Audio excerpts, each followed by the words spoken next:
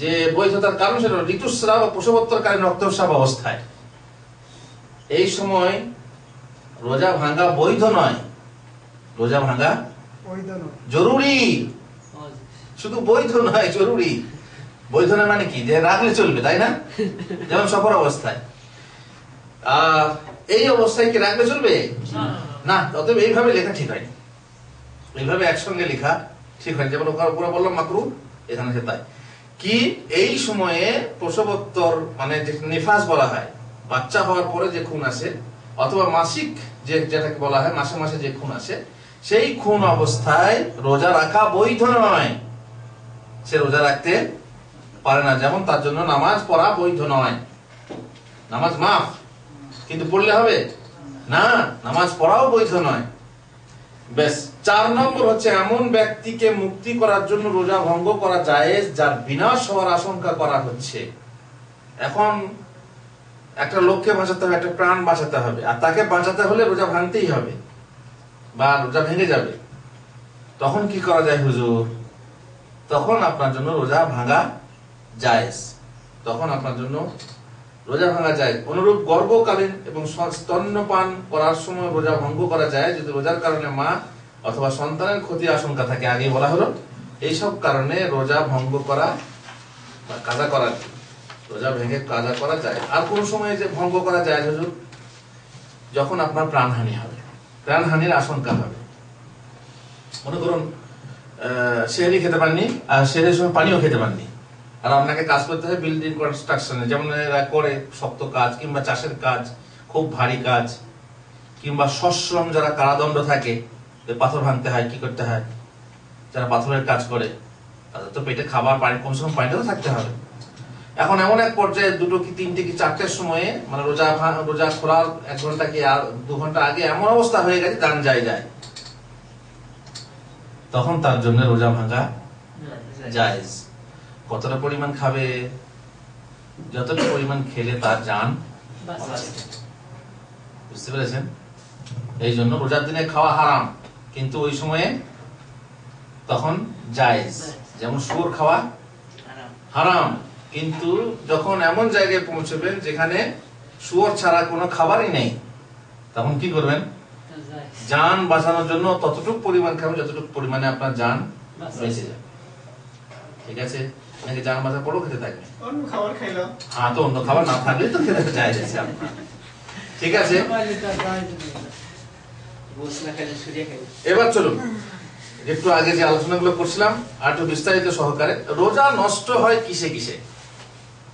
রোজা কিসে কিসে নষ্ট হয়? নম্বর 1, পানাহার করা কিংবা পানাহারের সদৃশ কোনো বস্তু খাওয়া বা পান করা। সরাসরি খেলেন অথবা পান করলেন, রোজা ভেঙে যাবে। পানাহারের সদৃশ কি জিনিস? খাদ্য, যেমন যেমন যেমন স্যালাইন, যেমন স্যালাইন নিলে খেলে কি বলে লাগালে পরে আপনার রোজা ভেঙে যাবে। যৌন কর্ম করা, এখানে যৌন সঙ্গম বলা হয়েছে, যৌন সঙ্গম করলে পরে বড় কাফারা লাগে। স্বামী স্ত্রী যৌন সঙ্গম করে তো কাফারা কি? কাফারা বাচ্চা মেয়ে, যদি রোজার দিনে কোন স্বামী স্ত্রী যৌন সঙ্গম করে নেয় কি কাফারা? একটার জন্য 2 জন মিসকিনকে খাওয়াবে, একটা রোজার জন্য 2 মিসকিন খাওয়াবে, তাকে গোলাম আজাদ করতে হবে। গোলাম নাই আমাদের এখন বর্তমান, তাহলে কি তারপরের পর্যায়টা? একাধারে এক টানা কটা? 7টা না 7টা? 16 2 মাস। এটা কি শাস্তি? এতটুকু সবুর হলো না, রাত আসতে সবুর হলো না। এমন তো নয় যে 1 মাস তুমি বিরত থাকবে, তা তো নয়। মাত্র 12 ঘন্টা 14 ঘন্টা 17 ঘন্টা বাস। তার জন্য তোমাকে শাস্তি, কি শাস্তি? 2 মাস রোজা রাখতে হবে, এক টানা, তাও আবার কোনো ওজর ছাড়া বিরতি চলবে না। বুঝতে পেরেছেন? আর যদি না পারে হুজুর, যদি রোজা রাখতে না পারলো হুজুর, 1 মাস রোজা রাখতে গেলে তো সর্বনাশ হলো, তারপর 2 মাস কি করে রোজা রাখবো? যদি এরকম লোক হয় তাহলে কি করবে সে? মিসকিন খাওয়াও। কটা মিসকিন? একটা রোজার বদলে একটা মিসকিন। বলে হুজুর 7টা মিসকিনকে ডেকে খাইয়ে দিলে হবে? হ্যাঁ, তাও হবে। আর যদি বলেন যে না 7টা মিসকিনকে আমি চাউল দিয়ে দেবো, চাউল দিলে কত করে দিতে হবে? সব 1 কিলো করে চাউল। মোটামুটি 75 কিলো হয় নাকি?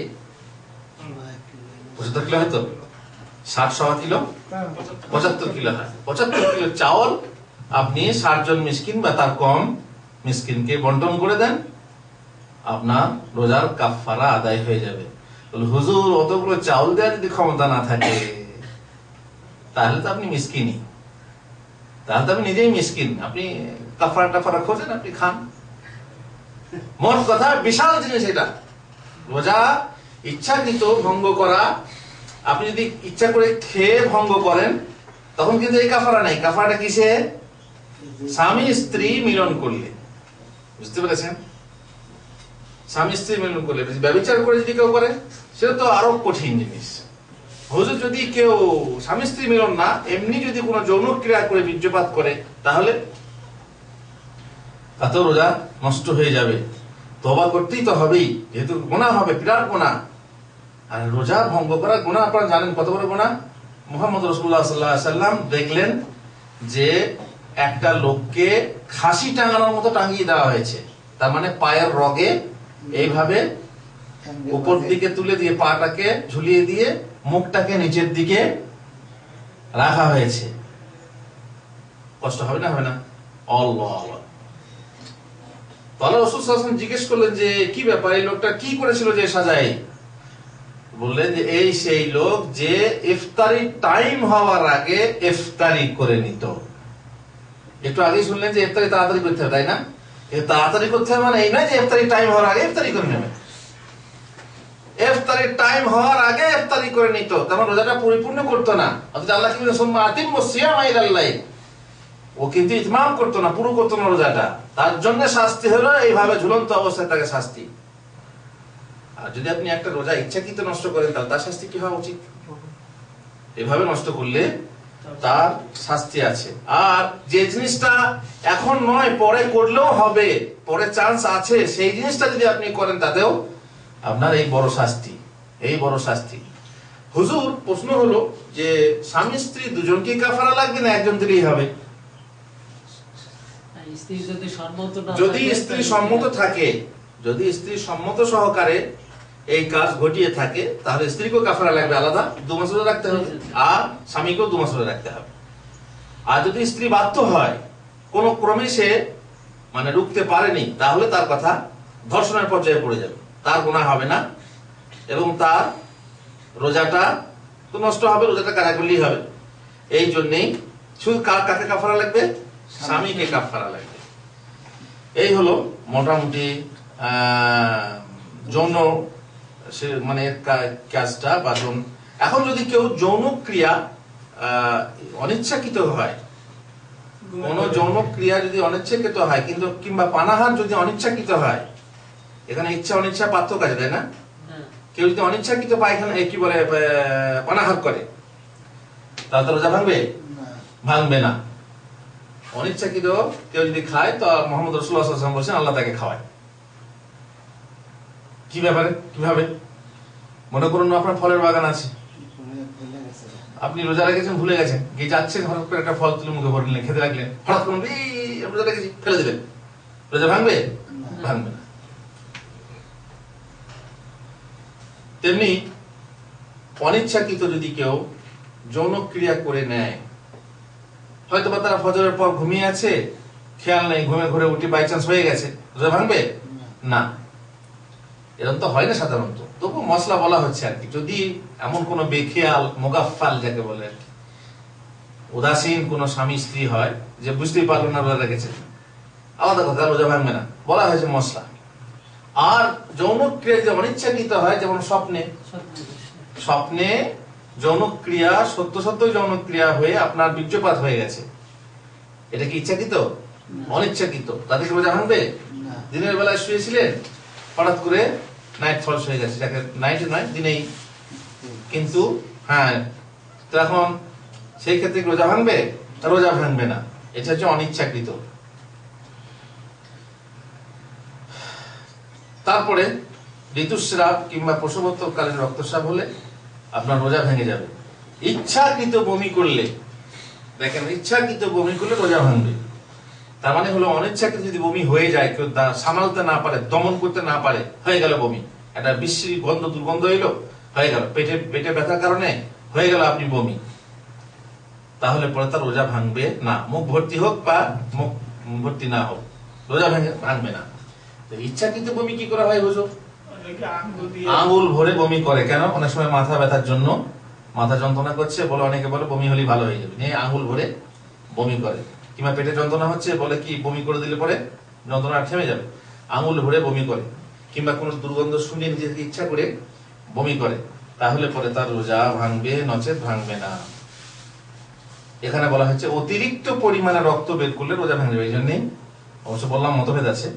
অতিরিক্ত পরিমাণ মানে যে কাউকে রক্ত দান করবেন, আপনি 2 ব্যাগ 1-3 ব্যাগ রক্ত দেবেন, সেই ক্ষেত্রে আপনার রোজা ভাঙবে।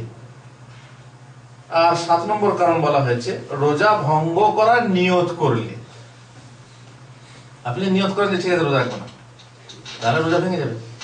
কেমন হয় জীবন হিরণ? রোজা ভাঙার নিয়ত কি করে হয়? রোজা ভাঙার নিয়ত করলেন, রোজা ভেঙে যাবে। হ্যাঁ, যেমন উদাহরণস্বরূপ আপনি উমরা করতে যাচ্ছেন বা সফরে যাচ্ছেন, দিয়ে বাসে চাপলেন, বাসে চাপার পর বসে আছেন, খালাস আমি আর রোজা নেই, এখনো কিন্তু খাননি কিছু, রোজা ভেঙে দিলেন। মানে সফরে আপনার নিয়ত হয়ে গেল যে পুরো সফরটাই আমি রোজা রাখবো না, নিয়ত ভেঙে দিলেন। দিয়ে বাস খানিক দূর গিয়ে খারাপ হয়ে গেল, কিংবা অন্য কোনো কারণে আপনার উমরায় যাওয়া হলো না, আপনি বাড়িতে ফিরে এলেন, আপনি দেখলেন এখনো তো কিছু খাইনি, অতএব আমার রোজাটা হবে, থাকবে না, যেহেতু মাঝখানে আপনার নিয়ত কেটে গেছে। এই জন্য নিয়ত বরাবর রাখতে হবে, নিয়ত বরাবর না রাখলে রোজা থাকবে না। এমনি যদি কোনো মুসলিম কাফের হয়ে যায়, এমন একটা কথা বলবো যার ফলে সে কাফের হয়ে যায়, রোজা থাকবে না? রোজা থাকবে না। কিন্তু 1 ঘন্টা পয়সা দেবো, তওবা করে রোজাটা ফিরে আসবে না, না, যেহেতু তার মাঝখানে কি হয়ে গেছে, বিচ্ছিন্ন হয়ে গেছে, কেটে গেছে। এবার বলছে রোজা ভঙ্গ হওয়ার শর্ত হলো 3টি। হ্যাঁ, আগে বলে দিলাম কি, তবে আবার পরিষ্কার করে বলছে রোজা ভাঙবে এইসব কারণে, কিন্তু তার শর্ত হলো 3টি। জ্ঞাতসারে রোজা ভঙ্গ করা, নির্দেশ অথবা সময়ের অজ্ঞতার কারণে নয়।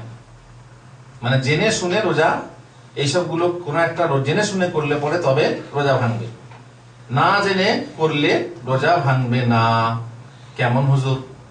আপনি ঘুমিয়েছিলেন, ঘুমিয়ে থেকে উঠলেন, সাথে ঘড়ি নেই, কিচ্ছু নেই, কানেও শোনার কোনো উপায় নেই, কাউকে জিজ্ঞেস করার কোনো উপায় নেই, তাড়াহুড়ো করে উঠি মনে করলেন যে এখনো রাত আছে, সেহরি খাওয়ার সময় আছে, দিয়ে সেহরি খেয়ে নিলেন।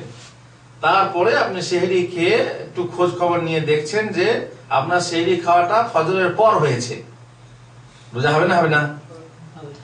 হয়ে যাবে, কারণ না জেনে, হ্যাঁ, সময় না জেনে হয়ে গেছে।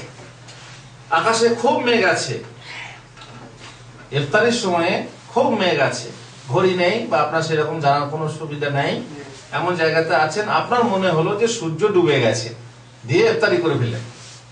ইফতারি করে নামাজ পড়তে যাবেন, তখনই 1 খণ্ড মেঘ সরে গিয়েই দেখছেন যে এই সূর্য এতক্ষণে ডুবছে, তাহলে রোজা হবে না? হবে না? রোজা হয়ে যাবে, তাই না?